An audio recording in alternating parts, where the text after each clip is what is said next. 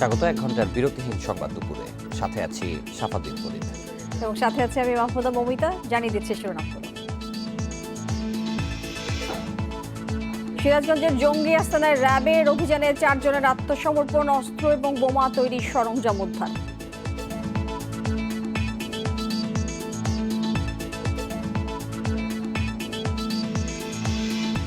চার মাসের সমাধান হয়নি পদ্মা সেতুর রেল সংযোগের জটিলতা, পিলার ভাঙা সহ নতুন নকশা দেবে রেল মন্ত্রণালয়।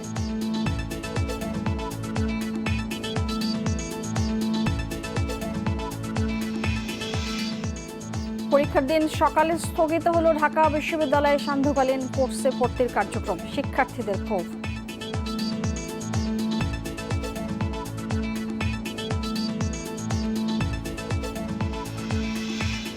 শীতের সবজি ওঠায় রাজধানীর বাজারে কিছুটা স্বস্তি, গড়ে কেজি প্রতি দাম কমেছে 20 টাকা।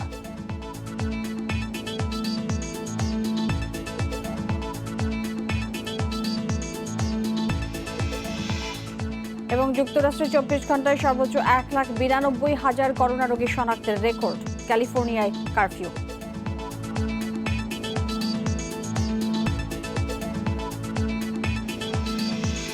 এতক্ষণ শিরোনাম শুনছিলেন, এবারে চলে যাচ্ছে পুরো খবরে।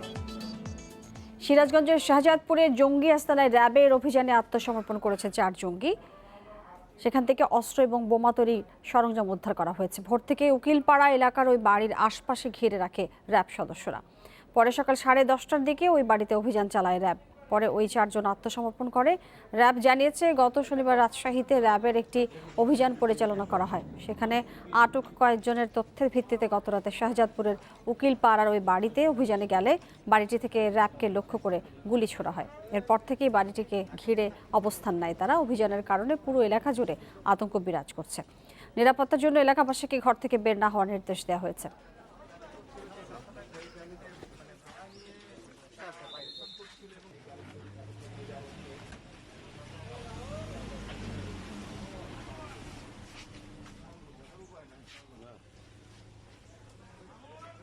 তারা যখন আমাদের উপস্থিতি ভোর রাতে টের পাওয়ার সাথে সাথে বিভিন্ন ইলেকট্রনিক ওই যে টিয়া থাকে গ্রুপে তারা মেসেজ দিয়ে দিয়েছে। আমরা এখানে এক্সপ্লোড করার মতো কিছু পাই নাই। যে সামগ্রীগুলো পেয়েছি এগুলো প্রশিক্ষণ সামগ্রী, এগুলো আমরা ফরেনসিক করার জন্য আমরা সাথে করে নিয়ে যাব। এ নিয়ে আরো জানাতে সিরাজগঞ্জ থেকে যোগ দিয়েছেন সহকর্মী দিলীপ কুমার। দিলীপ, আপনার সাথে যখন কথা হচ্ছিল তখন এর মধ্যে অভিযান শেষ হয়েছে এবং 4 জনের পরিচয় জানা গেছে বলে আপনি আমাদেরকে জানিয়েছিলেন। একটু জানাবেন এখন এলাকায় কি ধরনের আতঙ্ক বিরাজ করছে, র্যাব সরে যাওয়ার পরে এলাকাবাসী সাধারণভাবে চলাফেরা করছে কিনা? সকাল থেকে কিন্তু আসলে এখানে র্যাবের যে ফাইল তারা কিন্তু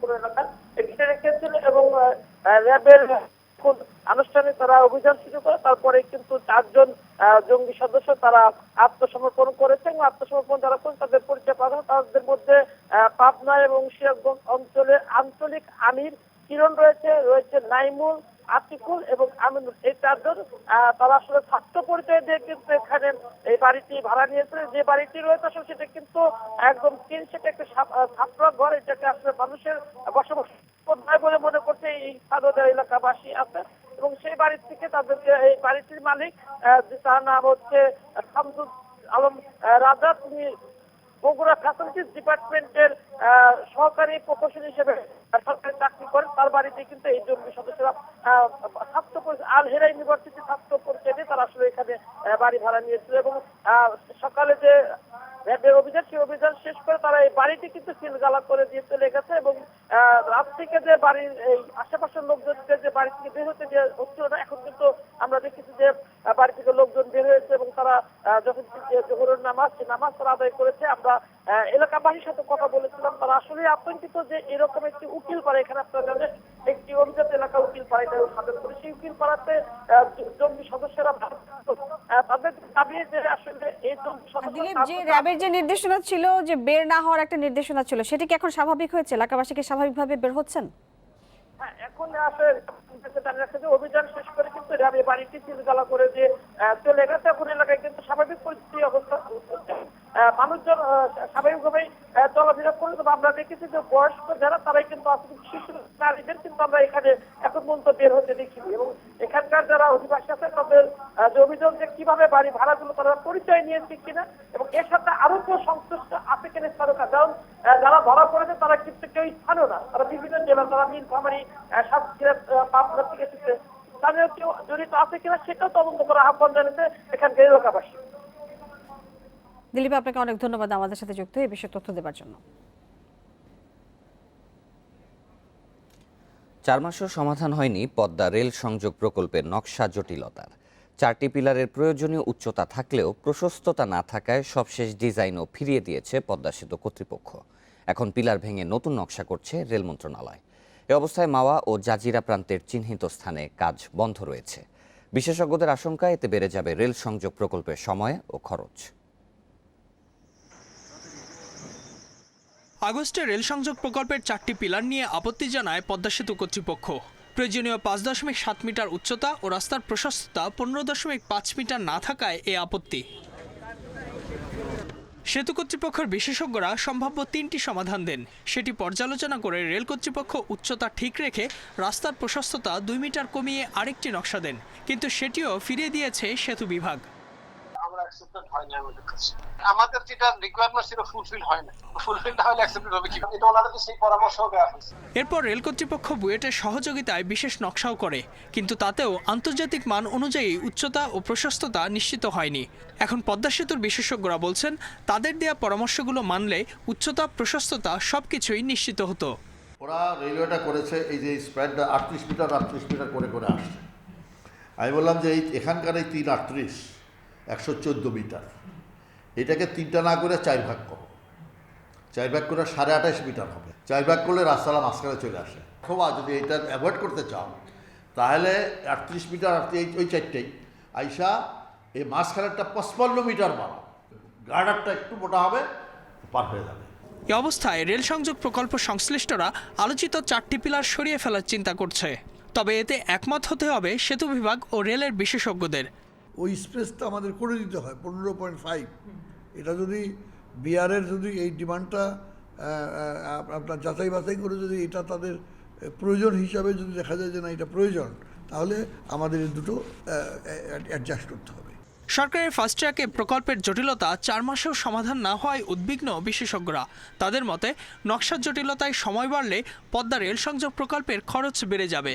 এই হোঁচটের ফলে আমাদের অবকাঠামো উন্নয়নের যখনই দীর্ঘায়িত হয়ে যায় তখন কিন্তু কস্ট বেড়ে যায়, সমন্বয়হীনতার একটা বহিঃপ্রকাশ। এটা জাতি কিন্তু সাফার করে। বিজ্ঞান এমন একটা জিনিস, কোথাও চ্যালেঞ্জ থাকলে মোকাবেলা করা কোনো ব্যাপারই না, কিন্তু এটা যদি রেষারেষির পর্যায়ে চলে যায়, এটা জানি না, মানে আমার কাছে মাঝে মাঝে মনে হয় এটা হওয়া উচিত না। 39,246 কোটি 80 লাখ টাকার প্রকল্পটি বাস্তবায়ন করছে চায়না রেলওয়ে গ্রুপ লিমিটেড। নির্মাণ কাজ শেষ হওয়ার কথা রয়েছে 2024 সালের জুনে। Ijazur Rahman, independent news, Dhaka. ঢাকা টাঙ্গাইল মহাসড়ক 4 লেন প্রকল্পের টাঙ্গাইল অংশের কাজ নির্ধারিত সময়ে শেষ হওয়া নিয়ে দেখা দিয়েছে সংশয়। জমি অধিগ্রহণ এবং বিদ্যুতের খুঁটি অপসারণ না হওয়ায় এই অনিশ্চয়তা তৈরি হয়েছে। ভূমি মালিকরা বলছেন ক্ষতিপূরণ না পেলে ছাড়বেন না জমি, তবে সময় মতোই কাজ শেষ করতে আশাবাদী প্রকল্প সংশ্লিষ্টরা। ঢাকা টাঙ্গাইল মহাসড়কে গাজীপুরের জয়দেবপুর থেকে টাঙ্গাইলের এলেঙ্গা পর্যন্ত 4 লেন প্রকল্পের কাজ শুরু হয় 2015 সালের ডিসেম্বরে। এর দৈর্ঘ্য 70 কিলোমিটার। কাজ শেষের মেয়াদ ছিল 2019 সালের ডিসেম্বরে। নানা জটিলতায় এই মেয়াদ বাড়ানো হয় কয়েক দফা। সবশেষ 2021 সালের জুন পর্যন্ত সময় বাড়ানো হয়। কিন্তু বিদ্যুতের খুঁটি অপসারণ ও জমি অধিগ্রহণ জটিলতায় এই সময়েও কাজ শেষ হওয়া নিয়ে দেখা দিয়েছে সংশয়। ক্ষতিপূরণ না পেলে জমি ছাড়তে নারাজ ভূমি মালিকরা। আমাদের এখানে রাস্তায় যে গড় দরজা পড়ছে, 1 পয়সাও দেয় না, খালি নোটিশ দিয়ে তো গেছে এই তুরি। সরকার জায়গা চাইছে, জায়গা দিয়ে দিচ্ছি, কিন্তু টাকা তো পাই নাই। যদি টাকা না পাই আমরা জায়গা ছাড়ব না। জেলা প্রশাসক জানিয়েছেন 6টি লটে জমি অধিগ্রহণ করা হচ্ছে। ইতোমধ্যে 3টি লটের কাজ শেষ হয়েছে। জমি নিয়ে জটিলতা কাটলে খুঁটি সরানো সহজ হবে বলছে বিদ্যুৎ উন্নয়ন বোর্ড। জনস্বার্থ বিবেচনা করে এই প্রকল্পটি যাতে সঠিক সময়ে শেষ হয় সেই জন্য আমাদের জেলা প্রশাসন সার্বিক তৎপরতা অব্যাহত রেখেছে। দখল মুক্ত করে দিলে আমাদের 10 থেকে 12 দিন সময় লাগবে ওখানে। আর পুংলি ব্রিজের ওখানে রোডস অ্যান্ড হাইওয়েজের কন্ট্রাক্টর সহ আমরা তাদের আমার জায়গা দেখে দিয়েছি, আমরা কাজটা শুরু করে দিয়েছি। 2 মাসের মধ্যে জমি অধিগ্রহণ ও বিদ্যুতের খুঁটি সরানো গেলে নির্ধারিত সময়ে কাজ শেষ করা সম্ভব বলে জানিয়েছেন প্রকল্প কর্মকর্তা। যে অংশগুলো বৈদ্যুতিক লাইন অপসারিত হয়নি সেই জায়গায় আমরা কাজ করতে পারছি না। এই কাজ না হওয়ার কারণে আমাদের এই প্রকল্পের আসলে বাস্তব কাজের কিছুটা ধীরগতি লক্ষ্য করা যাচ্ছে। শুরুতে প্রকল্প ব্যয় ধরা হয়েছিল ৩,৮০০ কোটি টাকা, তবে পরে ব্যয় বেড়ে দাঁড়িয়েছে ৬,২১৪ কোটি ৪১ লাখ টাকা। Independent news desk. বিতর্কের মুখে ঢাকা বিশ্ববিদ্যালয়ের সান্ধ্যকালীন কোর্সের ভর্তি পরীক্ষা স্থগিত করে দেয়া হয়েছে। শুক্রবার বেলা 11টায় পরীক্ষা গ্রহণের কথা ছিল। বিষয়টি নিয়ে সামাজিক যোগাযোগ মাধ্যমে বিশ্ববিদ্যালয়ের নিয়মিত শিক্ষার্থীরা ক্ষুব্ধ প্রতিক্রিয়া জানান। করোনার মধ্যে যেখানে বিশ্ববিদ্যালয়ের নিয়মিত শিক্ষার্থীদের ক্লাস পরীক্ষা হচ্ছে না, সেখানে সান্ধ্যকালীন কোর্সের ভর্তি পরীক্ষা নিয়ে তৎপরতা নিয়ে প্রশ্ন তোলেন তারা। এরপরই সকালে পরীক্ষা স্থগিতের ঘোষণা দেয় প্রশাসন। এ বিষয়ে বিশ্ববিদ্যালয়ের উপাচার্য জানান, আজ সকালে ব্যবসায় শিক্ষা অনুষদের দিন অধ্যাপক ডক্টর মোহাম্মদ আব্দুল মঈন উপাচার্যের সাথে দেখা করতে গেলে উপাচার্য সান্ধ্যকালীন কোর্স নিয়ে নীতিমালা না হওয়া পর্যন্ত পরীক্ষা স্থগিতের নির্দেশ দেন। ভর্তি পরীক্ষায় মোট 1100 পরীক্ষার্থী অংশগ্রহণ করার কথা ছিল। এর মধ্যে ভর্তি নেওয়া হতো 720 জন শিক্ষার্থীকে।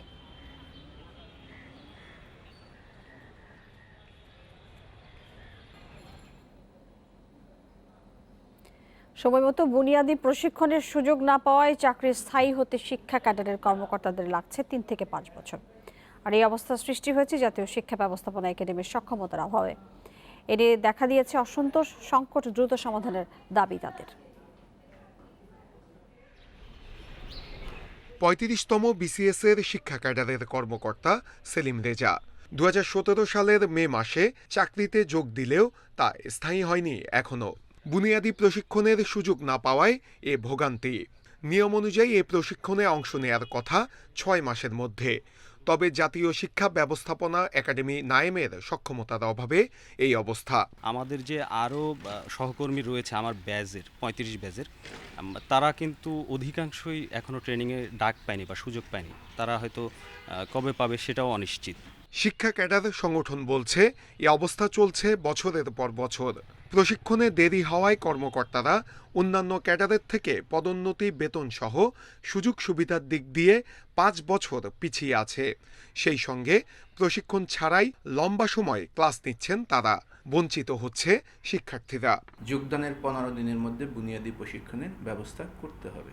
তো একজন সদ্য যোগদান করা কর্মকর্তা কিংবা প্রভাষক তিনি কিভাবে পাঠদান করবেন, কি করলে মানসম্মত শিক্ষা নিশ্চিত হবে, এই বিষয়গুলো যদি তিনি ভালোভাবে না জানেন তাহলে তিনি মানসম্মত শিক্ষা কিভাবে দেবেন? এই অবস্থা কাটিয়ে উঠতে সক্ষমতা বাড়ানোর কথা বলছে নায়েম। ঢাকার বাইরে অন্য সংস্থাগুলোর ইনস্টিটিউটে নেওয়া হচ্ছে প্রশিক্ষণের ব্যবস্থা। নায়েমের যে প্রশিক্ষণ চলমান আছে তার বাইরেও আমরা তাদেরকে প্রশিক্ষণ দিতে পারবো এবং আমরা যদি পর্যাপ্ত অর্থ পাই আগামী অর্থ বছরে অর্থাৎ 2021 সালের মধ্যে আমরা আশা করি যে বুনিয়াদী প্রশিক্ষণের যে ব্যাকলগ সেই ব্যাকলগটা আমরা দূর করতে পারবো। শিক্ষা ক্যাডারের কর্মকর্তারা মূলত সরকারি কলেজে শিক্ষকতা করেন, সেই সঙ্গে মাধ্যমিক ও উচ্চশিক্ষা অধিদপ্তর, শিক্ষা বোর্ড সহ কাজ করেন শিক্ষা প্রশাসনে। পেশাগত নানা বৈষম্যে হতাশ শিক্ষা ক্যাডারের কর্মকর্তারা। এটিকে শিক্ষার কাঙ্ক্ষিত মানে পৌঁছার অন্যতম বড় বাধা হিসেবে দেখছেন সংশ্লিষ্টরা। তাই এ সমস্যার দ্রুত সমাধানের আহ্বান তাদের। নূরে আলম, ইন্ডিপেন্ডেন্ট নিউজ, ঢাকা। আপনারা দেখছেন সংবাদ দুপুর। সংবাদে আরো যা দেখবেন,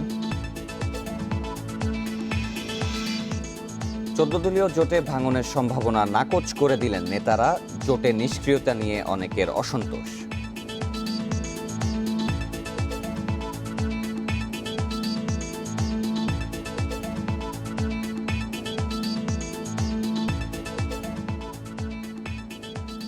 স্বস্তি ফিরতে শুরু করেছে রাজধানীর কাঁচা বাজারে। সপ্তাহের ব্যবধানে শীতকালীন সবজির দাম কমেছে কেজিতে 20 টাকা পর্যন্ত। বিক্রেতারা বলছেন সরবরাহ বাড়লে আগামীতে আরও কমবে সবজির দাম। নিত্যপণ্যের বাজারে তদারকি বাড়াতে জনবল বৃদ্ধির কথা জানান বাণিজ্যমন্ত্রী টিপু মুনশি।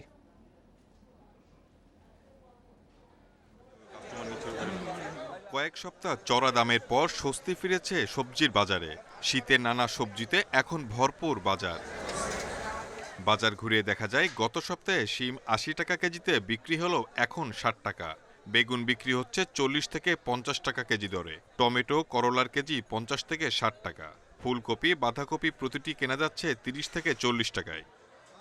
অনেক কমছে, এরকম কম থাকলে মোটামুটি সবার ক্রয়ের মধ্যে থাকা যায়, মধ্যবিত্তের ক্রয়ের মধ্যে থাকা যায়। এই বেগুনটা এক সপ্তাহ আগে বেচতে আমরা ৮০ থেকে ১০০ টাকা কেজি, আজকে মনে করেন হাই দাম বেচতে ৪০ থেকে ৩৫ টাকা কেজি। আমদানি ভালো হওয়ায় কিছুটা কমেছে পেঁয়াজের দাম। বাজার ভেদে দেশি পেঁয়াজ বিক্রি হচ্ছে ৮০ টাকা আর আমদানি পেঁয়াজের কেজি ৩৫ টাকা। তবে এক মাস পার হলেও নির্ধারিত ৩৫ টাকা কেজিতে কেনা যাচ্ছে না আলু। সরকারের হুঁশিয়ারি উপেক্ষা করেই আলু বিক্রি হচ্ছে ৪৫ থেকে ৫০ টাকায়। বিষয়টি স্বীকার করে তদারকির কথা বলছেন বাণিজ্যমন্ত্রী। ভোক্তার এই শক্তি দিয়ে হবে না, তাদের কাজ করতে বলেছি। আমরা খুব চেষ্টা করব ভোক্তার লোকজন বাড়িয়ে অন্তত এই জায়গাটাতে একটু শক্তিশালী করা যায়। মানুষের জন্য ভোক্তা অধিকারটা প্রয়োজন বেশি, তারাও অ্যাক্টিভ হওয়া দরকার। আমার মনে হয় এটা এই জনবলটা বাড়ানো আমরা চেষ্টা করছি, বাড়াবো। ডজনে ৫ টাকা কমে ফার্মের ডিম বিক্রি হচ্ছে ৯৫ থেকে ১০০ টাকায়। Shahid Ahmed, independent news, Dhaka. এবার রাজধানীর বাইরের বাজার পরিস্থিতি নিয়ে আরও বিস্তারিত জানাতে বগুড়া থেকে যুক্ত হবেন সহকর্মী হাসিবুর রহমান। হাসিবুর, বগুড়াতে সবজির বাজার দর কেমন দেখছেন এবং দাম কি সাধারণের নাগালের মধ্যে রয়েছে কিনা? ক্রেতা বিক্রেতারা এই বিষয়ে কি বলছেন?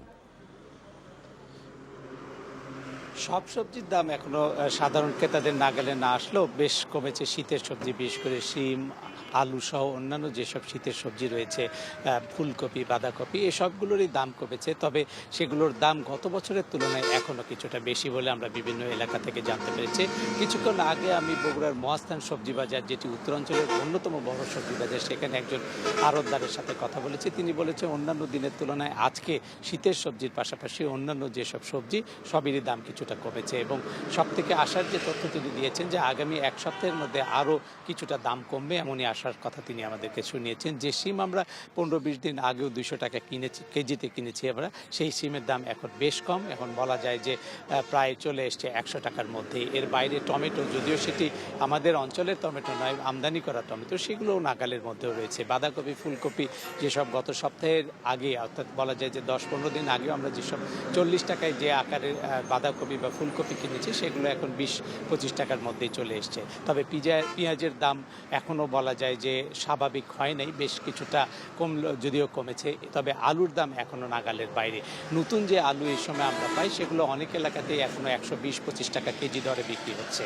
আর তার বাইরে যেগুলো পুরনো আলু, যেটি সরকার নির্ধারিত দর ৩৫ টাকা থাকার কথা, সেগুলো এখনও অনেক এলাকাতেই ৫০ টাকার মধ্যেই রয়েছে। আমি যে বাজারটাতে রয়েছে এখানেও ৪৫ টাকা ৪০ টাকা দরেই পুরনো আলু বেচা কেনা চলছে। এটি আরিয়া বাজার, শাহজাহানপুর উপজেলার মধ্যে, সেখানেও প্রায় একই রকমই দাম। বগুড়া শহরের খুচরা বাজারগুলোতেও সবজির দাম রয়েছে আগের চেয়ে কম, কিন্তু আলুর বাজার এখনও বলা চলে চড়া। যে বিষয়টি আমরা জানতে চেষ্টা করেছিলাম খুচরা বিক্রেতাদের কাছে, তারা বলছেন যে এখনও আলুর দাম তাদের নাগালের মধ্যে আসেনি পাইকারি বাজারে, সে কারণে তারাও খুচরা বিক্রি করছে বেশি দামে। সব মিলিয়ে বলা যায় যে ধীরে ধীরে স্বস্তি আসতে শুরু করেছে শীতের সবজির বাজারে। আর সব মিলিয়ে যারা ক্রেতা এবং বিক্রেতা তারা আশা করছেন আগামী ১০ থেকে ১৫ দিনের মধ্যে শীতের যেসব সবজি, বিশেষ করে শিম, টমেটো এবং অন্যান্য সবজির দাম আরও কিছুটা কমবে এবং একেবারেই বলা যায় যে সাধারণ ক্রেতার নাগালে চলে আসবে, এমনটাই আশার কথা তারা আমাদেরকে জানিয়েছেন, শুনিয়েছেন।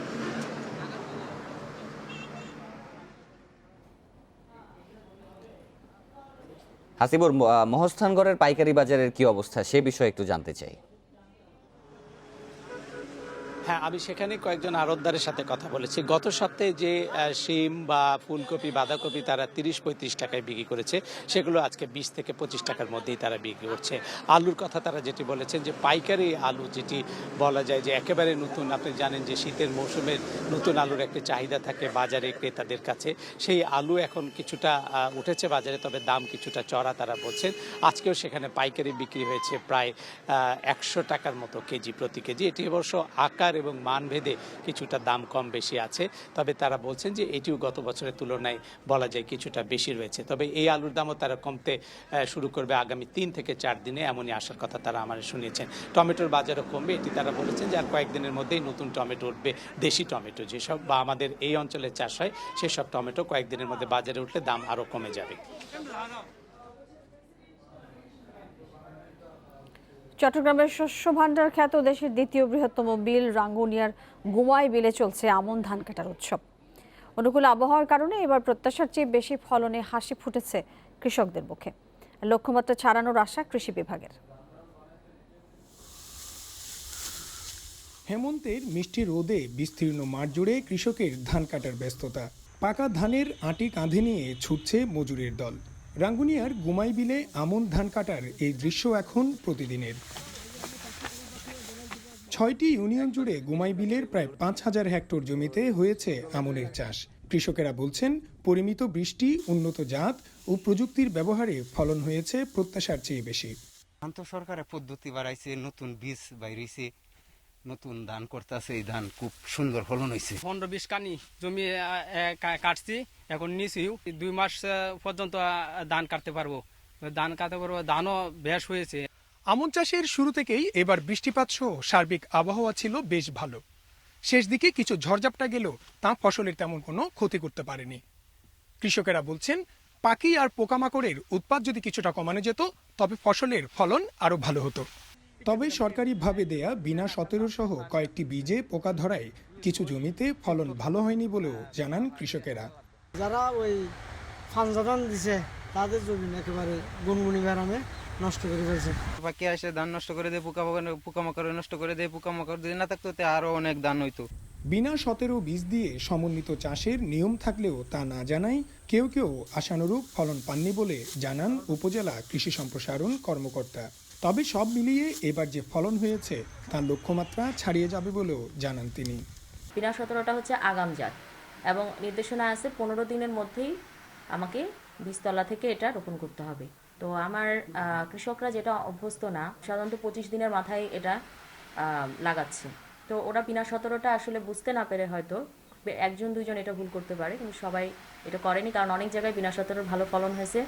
এতদিন গুমাই বিলে আমন ও বোরোর চাষ হয়েছে, তবে কয়েক বছর ধরে আউশ চাষেও কৃষকদের উৎসাহিত করছেন কৃষি কর্মকর্তারা। Iftekhar Faisal, Independent News, Chattogram. জমে উঠতে শুরু করেছে রাজধানীর শীতবস্ত্রের বাজার। খুচরা থেকে পাইকারি সবখানেই ভিড় করছেন ক্রেতারা। বিক্রিও ভালো, সামনে শীতের তীব্রতা বাড়লে ভালো মুনাফার আশা করছেন ব্যবসায়ীরা।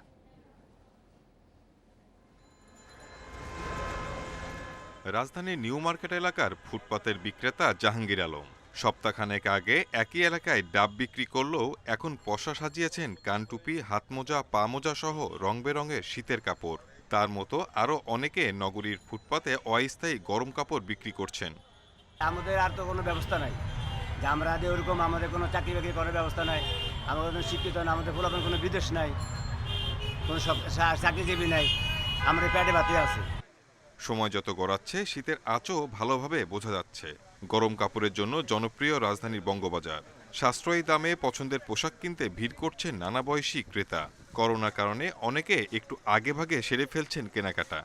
এবার আসলে শীতের পকেটটা আস্তে আস্তে বাড়তেছে, এই কারণে শীতের কাপড় কেনার জন্য আসছে। নিজে কিনবো, অন্যজনকেও কিনে দেব। দাম তো একটু এখন বেশি বেশি চাচ্ছে, কারণ হয়তোবা এখন চাবে হয়তোবা শেষ সময়ে একটু কমে বিক্রি করে দেবে। গরম পোশাকের পাশাপাশি চাহিদা বেড়েছে কম্বলের। দেশি বিদেশি নানা নকশার কম্বল পাওয়া যাচ্ছে মানভেদে 150 থেকে 1000 টাকার উপরে। এখন তো মাত্র শুরু, এখনো কিছুই বলা যাচ্ছে না, তবে এখানে তো হিউজ কালেকশন, এই আর কি দেখতেছি, দেখা যাক, ভালো লাগলে নিব। কিছু কিছু মালের রেট কম, আর কিছু কিছু মালের রেট একটু বেশি। বাজারে চাহিদা মনে করি এটা পর্যাপ্ত পরিমাণ আছে, চাহিদার একটু কমে গেছে, রেটটা কমে গেছে। আর যেগুলো মার্কেটে অ্যাভেলেবেল নাই, কম, ওই রেটটা অটোমেটিকলি গোড়াতে বাড়ায় দিছে, আমরা অটোমেটিক 10-20 টাকা বাড়ায় দিতেছি। বিক্রেতাদের দাবি শীত জেকে বসলে আগামীতে বিক্রি আরও বাড়বে। রাজধানীর সব ফুটপাত থেকে বিপণী বিতানে এখন শোভা পাচ্ছে শীতের গরমের কাপড়। করোনার কারণে 2 ঈদ আর পূজায় সেরকম ব্যবসা না হয় শীত মৌসুমে সে ক্ষতি পুষিয়ে নেওয়ার প্রত্যাশা ব্যবসায়ীদের। Shahid Ahmed, independent news, Dhaka. করোনাকালে গণপরিবহনে উপেক্ষিত হচ্ছে স্বাস্থ্যবিধি। সরকারের দেয়া 9 শর্তের বেশিরভাগই মানা হচ্ছে না। এছাড়াও সরকারের পক্ষ থেকে বারবার মাস্ক পরতে বলা হলেও মানছেন না সাধারণ মানুষ। মাস্ক না পরাই দিচ্ছেন নানা অজুহাত। এ বিষয়ে আরও জানাতে রাজধানীর নিউ মার্কেট এলাকা থেকে যোগ দিচ্ছেন সহকর্মী বিপ্রজিৎ চন্দ। বিপ্রজিৎ, যেটি জানতে চাই যে সরকারি নির্দেশনা অনুযায়ী মাস্ক পরার যে নির্দেশনা আছে সেটি কতটুকু মানছেন, দেখছেন কি দৃশ্য আপনি দেখছেন, কি বলছেন যারা এখানে আসছেন? শীতকালে বেড়ে যেতে পারে করোনা সংক্রমণ, এমন আশঙ্কা থেকেই কিন্তু স্বাস্থ্যবিধি মানতে সব ধরনের উদ্যোগ নিয়েছে স্বাস্থ্য অধিদপ্তর। দেয়া হয়েছে বেশ কিছু নির্দেশনা। এই নির্দেশনার মধ্যে মাস্ক পরা এবং শারীরিক দূরত্ব রক্ষা করা, এই জাতীয় বিষয়গুলোকে কিন্তু সর্বোচ্চ নজরদারিতে রাখা হয়েছে। সকাল থেকে আমরা Gabtoli bus terminal, Kamalapur station সহ বেশ কিছু জায়গাতে আমরা দেখেছি গণপরিবহনে স্বাস্থ্যবিধি কিন্তু সেভাবে মানা হচ্ছে না। অর্থাৎ গণপরিবহনে যারা যাত্রী আছেন এবং পরিবহন করছেন তাদের অনেকেই কিন্তু মাস্ক পরছেন না এবং স্বাস্থ্যবিধিও মানছেন না। এখন আমরা আসলে নিউ মার্কেটে আছি, এখানে যারা কেনাকাটা করতে আসছেন, আমরা যখন এখানে 11টার দিকে আসি তারপর থেকে আমরা কিন্তু অনেক মানুষকে দেখেছি যারা আসলে মোটেও স্বাস্থ্যবিধি মানছেন না, অর্থাৎ তারা মাস্ক না পরেই এখানে প্রবেশ করেছেন। এবং মন্ত্রী পরিষদ বিভাগের উদ্যোগে ঢাকা জেলা প্রশাসন যে মোবাইল কোর্টের মাধ্যমে যে ভ্রাম্যমাণ আদালতের কার্যক্রম যে শুরু করা হয়েছে, সেই কার্যক্রমে মাস্ক পরার বিষয়টি নিশ্চিত করতে বলা হয়েছে। সেই কার্যক্রমটি কিন্তু নিউ মার্কেট এলাকায় 12টা থেকে শুরু হয়েছে এবং নিউ মার্কেটে এই কার্যক্রমটি শুরু হওয়ার পর কিন্তু চিত্রটি কিছুটা বদলেছে। অর্থাৎ এখন বেশ কিছু মানুষ এখানে মাস্ক পরেই আসছেন। আমরা গুটি কয়েক কিছু মানুষকে দেখছি এখানে মাস্ক তারা কিন্তু এখনও পরছেন না। এখন কিন্তু ভ্রাম্যমাণ আদালতের যে কার্যক্রমটি সেটি এখানে চলমান রয়েছে। আমরা একটু সেখান থেকে জেনে নেব আসলে যে কি কার্যক্রম এখানে চলছে। আমরা যদি একটু জানতে চাই যে যারা মাস্ক পরছেন না তাদের জন্য কি শাস্তিমূলক ব্যবস্থা রাখা হয়েছে এবং ঢাকা শহরের কতটি পয়েন্টে আপনারা এই ভ্রাম্যমাণ আদালতের কার্যক্রমটি পরিচালনা করছেন? ধন্যবাদ আপনাকে। মন্ত্রিপরিষদ বিভাগের নির্দেশনা মোতাবেক মাস্ক পরিধান, করোনা মহামারীর প্রকোপ, দ্বিতীয় প্রকোপ মোকাবেলার জন্য মাস্ক ব্যবহার একদম বাধ্যতামূলক করা হয়েছে। সেই লক্ষ্যে জেলা প্রশাসন ঢাকার উদ্যোগে আজকে আমরা ঢাকা শহরের বিভিন্ন পয়েন্টে প্রায় 12 জন নির্বাহী ম্যাজিস্ট্রেট আমরা ভ্রাম্যমাণ আদালত পরিচালনা করছি। এখানে আমরা মানুষকে বিনামূল্যে মাস্ক বিতরণ করছি যারা সক্ষম না মাস্ক কিনতে। আর এছাড়াও যারা মাস্ক পরছেন না তাদের জন্য কি শাস্তির ব্যবস্থা রয়েছে? যারা মাস্ক পরছেন না আমরা তাদেরকে আমাদের সরকারি নির্দেশ অমান্য করার জন্য আমরা তাদের আইনের স্বধারা অনুযায়ী আমরা জরিমানা করছি। ক্ষেত্র বিশেষে তাদেরকে আমরা মাস্ক পরিয়ে দিচ্ছি এবং পরবর্তীতে যারা এই মার্কেটে আসবে বা বাসা থেকে বের হবে আমরা সবাইকেই বলে দিচ্ছি যাতে আমরা এই করোনা মহামারীর দ্বিতীয় প্রকোপ মোকাবেলা করার জন্য যাতে আমরা সবাইকে মাস্ক পরা বাধ্যতামূলক করতে পারি। একটু নির্দিষ্ট করে জানতে চাই যারা স্বাস্থ্যবিধি মানছেন না তাদের জন্য কি জরিমানার ব্যবস্থা রয়েছে? আচ্ছা, আমরা বিভিন্ন আইনের বিভিন্ন ধারা প্রয়োগ হচ্ছে। যেমন আমরা এখানে সকালবেলা আজকে দণ্ডবিধি 1860-এর 188 ধারা মোতাবেক আমি দুজনকে জরিমানা করেছি, 200 টাকা করে জরিমানা করেছি। আর এছাড়া তাদের জেল জরিমানার কোনো ব্যবস্থা আছে কিনা? জেলের এর পাশাপাশি জেলেরও কোনো ব্যবস্থা? এই আইনে জেলেরও ব্যবস্থা আছে, কিন্তু আমরা এখনো পর্যন্ত কাউকে জেল দেইনি। আজকে সকাল থেকে এই পর্যন্ত আমরা যে মোবাইল কোর্ট করেছি আমরা জরিমানাই করেছি এবং আমরা আশাবাদী যে আমরা আমাদের উপস্থিতি হওয়ার আগ থেকে আমরা দেখছি যে বেশিরভাগ মানুষজনই মাস্ক পরিধান করছে। আর বাকি যারা রয়েছেন অনেকের সাথে মাস্ক আছে কিন্তু মনের খেয়ালে বা ইচ্ছে করে পড়ছেন না, তাদেরকে আমরা করছি। আর যে 2-4 জন পাওয়া যাচ্ছে যে যারা মাস্ক একেবারেই সাথে বহন করছেন না তাদেরকে আমরা জরিমানার আওতায় নিয়ে আসছি। আপনাদের এই ক্রমাগত অভিযানেও যদি সচেতনতা না ফেরে তাহলে কি আপনারা কঠোর ব্যবস্থায় যাবেন কিনা? অবশ্যই আমরা আমাদের এই ভ্রাম্যমাণ আদালতের যে ক্রমাগত অভিযান রয়েছে, আমরা যে প্রতিদিন যে অভিযানগুলো পরিচালনা করছি এগুলো আমরা অব্যাহত রাখবো এবং করোনা মহামারীর এই দ্বিতীয় প্রকোপ মোকাবেলার জন্য আমরা সবসময় সরকারের যে নির্দেশনা রয়েছে সেই নির্দেশনা বাস্তবায়নের জন্য বদ্ধপরিকর। আমি কথা বলছিলাম ঢাকা জেলা প্রশাসনের নির্বাহী ম্যাজিস্ট্রেট মোশারেফ হোসেনের সঙ্গে। তিনি আরেকটা বিষয় জানতে চাই, এই যে মার্কেটগুলো রয়েছে সেখানে যে নির্দেশনার কথা বলা হচ্ছে, বিপ্রজিৎ আপনি নিশ্চয়ই আমাকে শুনতে পাচ্ছেন? যেটা জানতে চাচ্ছিলাম যে মার্কেটে এই ভ্রাম্যমাণ আদালতের তদারকি চলছে, পাশাপাশি মার্কেট যারা চালাচ্ছেন তাদের ব্যাপারে কঠোর কোনো নির্দেশনা তারা দিয়েছেন কিনা? কারণ এটি তো তাদের উপরে নির্ভর করে। কি ধরনের নির্দেশনা তাদেরকে দেওয়া হয়েছে এবং যখন আদালত থাকবে না আমরা দেখি যে না মানার একটি টেন্ডেন্সি থাকে মানুষের মধ্যে, তখন আসলে কি করণীয় এই বিষয়ে কিছু বলেছেন কিনা তারা? আচ্ছা, এই বিষয়টিতে উনি যেটি বলেছেন যে শুধু মার্কেটে যারা আসছেন কেনাকাটা করতে তারাই নয়, যারা আসলে মার্কেটের দোকানদার রয়েছেন তাদের মধ্যেও আমরা স্বাস্থ্যবিধি না মানার প্রবণতা লক্ষ্য করেছি। এবং তিনি আমাদেরকে যেটি জানিয়েছেন, প্রথমে সচেতনতামূলক যে কার্যক্রমগুলো, অর্থাৎ তাদেরকে সতর্ক করে দেওয়া হচ্ছে, মাস্ক বিতরণ করা হচ্ছে। এরপরেও যদি তারা স্বাস্থ্যবিধি না মানেন সেক্ষেত্রে কিন্তু আইনি ব্যবস্থা নেওয়া হচ্ছে। সেক্ষেত্রে 200 টাকা জরিমানা এবং 1 মাসের জেলের বিধান রয়েছে। এবং এই সরকারি কাজে যদি কেউ বাধা দেয়, অর্থাৎ ম্যাজিস্ট্রেট তাকে জরিমানা করার পরও যদি তিনি সে বিষয়টি না মানার চেষ্টা করেন, তাহলে সে জরিমানা এবং দণ্ড দুটির পরিমাণই কিন্তু বাড়তে পারে। আপনাকে অনেক ধন্যবাদ। দ্বিতীয় ধাপের সংক্রমণে বিপর্যস্ত যুক্তরাষ্ট্র। প্রতিদিন নতুন নতুন রেকর্ড হচ্ছে দেশটিতে। বৃহস্পতিবার দেশটিতে 1,92,000 মানুষের শরীরে মিলেছে করোনা ভাইরাস, যা যুক্তরাষ্ট্র তথা গোটা বিশ্বেই রেকর্ড। ইউরোপের সংক্রমণ নিয়ে নতুন উদ্বেগ জানিয়েছে বিশ্ব স্বাস্থ্য সংস্থা। এদিকে নতুন করে 10,700 মৃত্যু নিয়ে বিশ্বের প্রাণহানি 13,64,000 ছাড়িয়েছে। 24 ঘন্টায় নতুন করে রোগী শনাক্ত হয়েছে 6.5 লাখ। এ নিয়ে বিশ্বে মোট সংক্রমিত সংখ্যা 5,72 লাখ। যুক্তরাষ্ট্রে দ্বিতীয় ধাপের সংক্রমণ শুরুর পর থেকে সর্বোচ্চ মৃত্যু হয়েছে গত 24 ঘন্টায়। প্রাণ গেছে 2,000-এর বেশি মানুষের, যা 7 মের পর সর্বোচ্চ। এ নিয়ে দেশটির মোট মৃতের সংখ্যা ছাড়ালো 2,58,000। এছাড়াও বিশ্বের প্রথম দেশ হিসেবে একদিনে সর্বোচ্চ 1,92,000-এর বেশি রোগী শনাক্তের রেকর্ড হয়েছে এখানেই। বর্তমানে যুক্তরাষ্ট্রের মোট সংক্রমিত সংখ্যা 1,20,00,000-এর বেশি। সংক্রমণ রুখতে লস অ্যাঞ্জেলেস ও ক্যালিফোর্নিয়ায় জারি করা হয়েছে রাত্রিকালীন কারফিউ। থ্যাঙ্কস গিভিং ডে উপলক্ষে মার্কিন নাগরিকদের ভ্রমণ না করার পরামর্শ দিয়েছে দেশটির সিডিসি। এছাড়াও ফাইজার ও মডার্নার ভ্যাকসিনের কার্যকারিতা নিয়ে আশা ব্যক্ত করেছেন মার্কিন শীর্ষ সংক্রামক রোগ বিশেষজ্ঞ অ্যান্থনি ফাউচি। এদিকে মার্চের আগেই যুক্তরাষ্ট্রে প্রায় 5 লাখ মানুষের মৃত্যু হতে পারে বলে আশঙ্কা প্রকাশ করেছে ওয়াশিংটন বিশ্ববিদ্যালয়ের একদল গবেষক। ভারতে মোট আক্রান্তের সংখ্যা 90 লাখ ছাড়ালো। 24 ঘন্টায় দেশটিতে প্রাণ গেছে 558 জনের। এ নিয়ে ভারতের মোট প্রাণহানি দাঁড়ালো 1,32,000-এর বেশি। এদিকে রাজধানী দিল্লিতে মোট সংক্রমিতের সংখ্যা 5 লাখ ছাড়িয়েছে।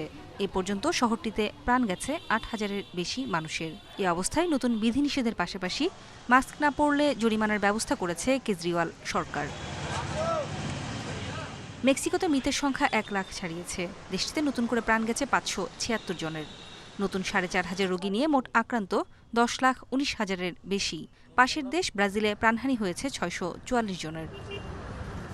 জাপানেও 24 ঘন্টায় দেশটির সর্বোচ্চ সংক্রমণের রেকর্ড হয়েছে। ভাইরাস মিলেছে 2100-র বেশি মানুষের দেহে। নতুন আরও 9 জনের মৃত্যু নিয়ে দেশটির মোট প্রাণহানি 2,000-এর কাছাকাছি।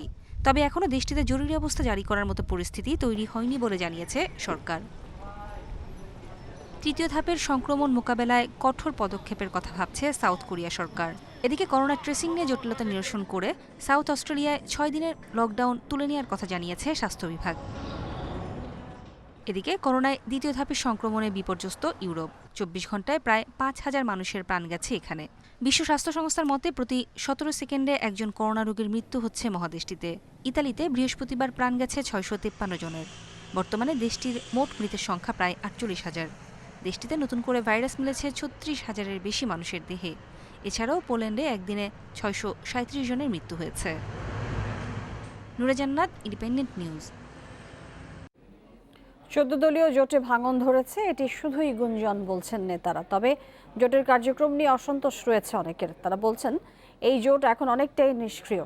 এ নিয়ে নতুন করে ভাবা উচিত বলে মনে করে শরিক দলগুলো।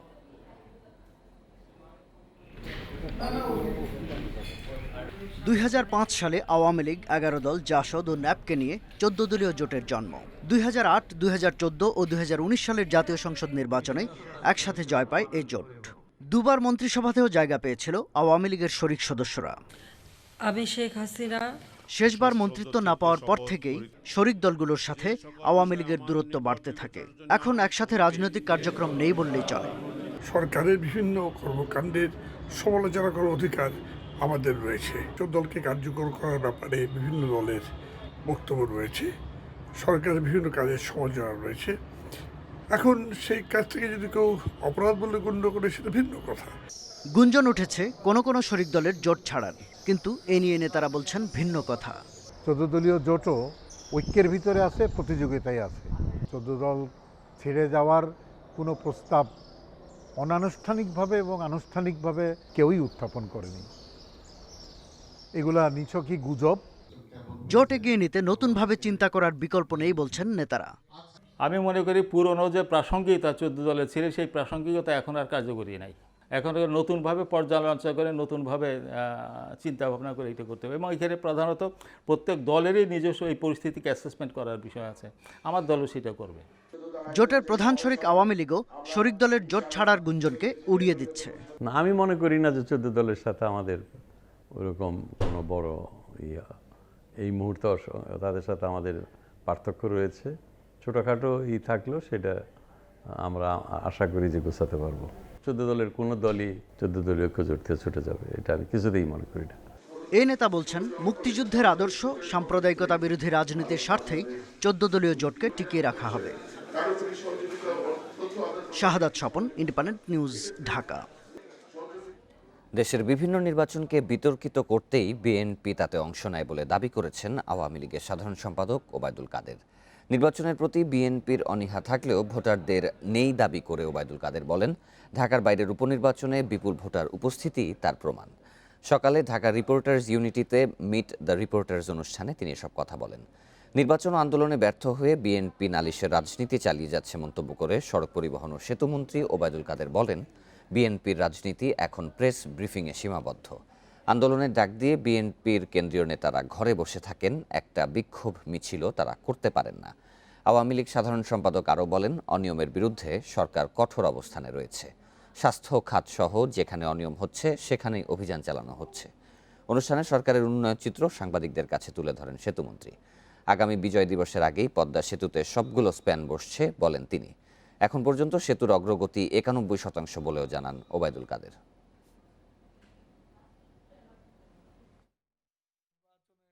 কিভাবে নির্বাচনের নামে প্রহসন করা হয়েছে, আজকে তাদের মুখে গণতন্ত্র শোভা পায় না। যারা গণতন্ত্রের নামে স্বৈরাচার কায়েম করেছে তারা আজকে ঘন ঘন গণতন্ত্রের কথা বলে। ফেসবুকে ফলোয়ার 1,20,000। ওই অ্যাকাউন্ট থেকে সুন্দরী তরুণীদের মন জয়। ফেক অ্যাকাউন্ট বিশেষ অ্যাপে নারী কণ্ঠ নকল করে কথা বলে মিডিয়া ব্যক্তিত্ব হিসেবে নিজেকে প্রতিষ্ঠা। তারপর তরুণীর ফোনেই শারীরিক সম্পর্কের দৃশ্য ধারণ, সেই ছবি অনলাইনে ছড়িয়ে দেওয়ার ভয় দেখিয়ে টাকা আদায়। আর এই অপকর্মের কারিগর হচ্ছেন ইয়াসিন রাতুল। এই কৌশলে গত 1 বছরে অর্ধশতাধিক নারীর কাছ থেকে লাখ লাখ টাকা হাতিয়ে নেয়ার অভিযোগে গ্রেপ্তার হয়েছে এই তরুণ। হ্যালো, কেমন আছো? হ্যাঁ, ভালো আছি। তুমি ভালো আছো? কথা বলছেন রাতুল, তবে অন্য প্রান্তে শোনা যাচ্ছে তরুণীর কণ্ঠ। এভাবে জাল ছড়িয়ে দিত এই তরুণ। এতে আটকে প্রতারিত হয়েছেন একাধিক তরুণী। তেমনি একজন জানালেন রাতুলের অভিনব সব কৌশলের কথা। এক বান্ধবীর মেসেঞ্জার থেকে আসে মিডিয়ায় কাজের অফার, পরিচয় করিয়ে দেন রাতুলের সঙ্গে। আরও কয়েকজন তার সম্পর্কে ফেসবুকে জানালে তৈরি হয় বিশ্বাস। পরিচয়ের পর সম্পর্ক গড়ে তুলে রাতুল আপত্তিকর ভিডিও ধারণ করে, তারপর ফোন চুরি করে দাবি করে টাকা। এটা টোটালি আমার প্ল্যান ছিল। আমার কাজই হচ্ছে এরকম একটা মেয়েকে টোপ দিয়ে তার জিনিসপত্র নিয়ে তাদের সাথে এরকম খেলা আমার কাজই হচ্ছে এটা। রাতুলের বিরুদ্ধে এমন অভিযোগ আসতে থাকায় তাকে গ্রেপ্তার করে সিআইডি সাইবার পুলিশ সেন্টার। জানা যায় তার অভিনব সব কৌশল সম্পর্কে। সিআইডি বলছে, প্রথমে ওই তরুণীর বান্ধবীর ফোন হাতিয়ে নেয় রাতুল।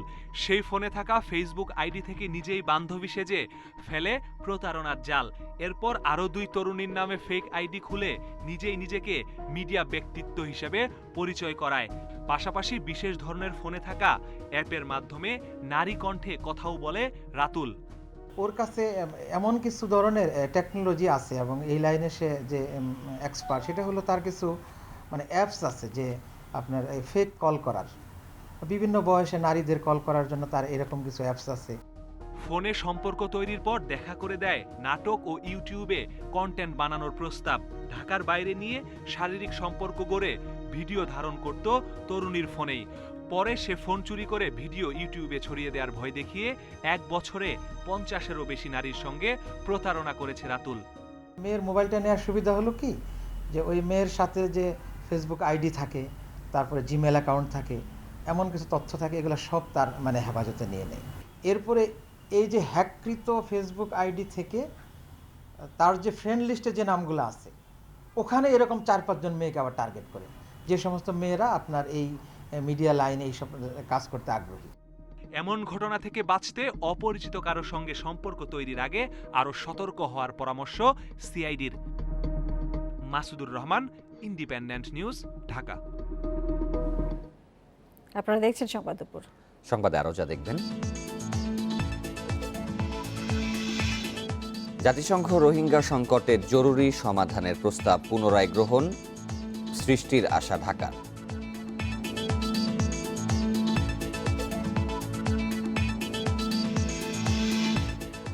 আন্তর্জাতিক বিরতির পর ফিরছে ক্লাব ফুটবলের উত্তেজনা। রাতে মোনাকোর বিপক্ষে মাঠে নামছে পিএসজি।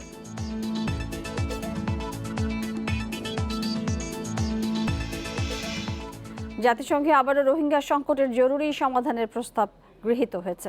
বুধবার ওআইসি এবং ইউরোপীয় ইউনিয়ন যৌথভাবে উত্থাপিত প্রস্তাবটির পক্ষে ভোট দেয় 132টি দেশ, বিপক্ষে 9টি, আর ভোট দানে বিরত থাকে 31টি দেশ। এতে স্থান পেয়েছে আন্তর্জাতিক ন্যায় বিচার আদালতের সাময়িক আদেশ, আন্তর্জাতিক ফৌজদারি আদালতের তদন্ত শুরুর বিষয়টি। এছাড়াও মিয়ানমারের জাতীয় নির্বাচন সহ অন্যান্য ক্ষেত্রে রোহিঙ্গা এবং অন্যান্য সংখ্যালঘুদের বঞ্চিত করার বিষয়ও উঠে এসেছে প্রস্তাবে। সেই সাথে রোহিঙ্গাদের নাগরিকত্ব প্রদান সহ প্রত্যাবর্তনের উপযোগী পরিবেশ নিশ্চিত করা এবং রোহিঙ্গা নির্যাতনে জড়িতদের জবাবদিহি নিশ্চিত করার বিষয় রয়েছে প্রস্তাবে। ইউরোপীয় ইউনিয়ন এবং ওআইসির সদস্য রাষ্ট্র ছাড়াও প্রস্তাবে সমর্থন দেয় যুক্তরাষ্ট্র, কানাডা, অস্ট্রেলিয়া, নিউজিল্যান্ড সহ বিভিন্ন দেশ এবং আঞ্চলিক জোট। এতে করে নেপিদের উপর আন্তর্জাতিক চাপ আরও বাড়বে বলে আশা প্রকাশ করেছে ঢাকা।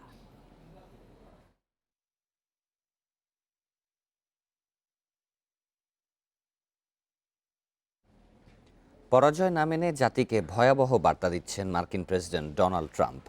তার এমন আচরণ গণতন্ত্রের জন্য হুমকি বলে মন্তব্য করেছেন নবনির্বাচিত প্রেসিডেন্ট জো বাইডেন। করোনা ইস্যুতে ডেমোক্র্যাট ও রিপাবলিকান গভর্নরদের সাথে ভার্চুয়াল কনফারেন্সে বাইডেন বলেন, ট্রাম্প যা করছেন তা কেবল দেশেই নয়, গোটা বিশ্বে নেতিবাচক বার্তা দিচ্ছে। এতে তিনি নিজেই নিজেকে দায়িত্বজ্ঞানহীন হিসেবে উপস্থাপন করছেন বলেও সমালোচনা করেন বাইডেন। এর আগে ভোট কারচুপির অভিযোগে আনা ট্রাম্প শিবিরের শেষ মামলাও আদালতে খারিজ হয়ে যায়। এদিকে রিপাবলিকান ঘাঁটিতে নিজেদের অবস্থান ফিরে পেতে মরিয়া ডোনাল্ড ট্রাম্প। শুক্রবার মিশিগানের আইন প্রণেতাদের সঙ্গে আলোচনায় বসার কথা রয়েছে মার্কিন প্রেসিডেন্টের। তবে ভোট জালিয়াতির অভিযোগ প্রমাণ করতে না পারায় খুব বেশি সুবিধা করার সুযোগ নেই ট্রাম্পের। এদিকে জর্জিয়ায় ভোট পুনর্গণনার ফলেও জিতেছেন জো বাইডেন।